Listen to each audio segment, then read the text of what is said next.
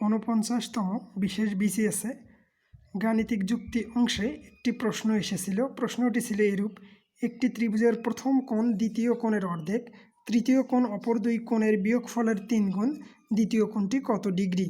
এই প্রশ্নটি সমাধান করার ক্ষেত্রে প্রথমে আমরা এরকম ধরে নেব: প্রথম কোণ x ডিগ্রি, দ্বিতীয় কোণ 2x ডিগ্রি, তৃতীয় কোণ প্রথম দুই কোণের পার্থক্য অর্থাৎ 2x - x = x এর 3 গুণ অর্থাৎ 3x ডিগ্রি। আমরা জানি ত্রিভুজের 3 কোণের সমষ্টি 180 ডিগ্রি। সুতরাং আমরা এরকম লিখতে পারি শর্ত মতে x + 2x + 3x = 180 ডিগ্রি, বা 6x = 180 ডিগ্রি, বা x = 180/6, বা x = 30 ডিগ্রি। সুতরাং দ্বিতীয় কোণ 2x = 2 × 30 = 60 ডিগ্রি। ধন্যবাদ সবাইকে।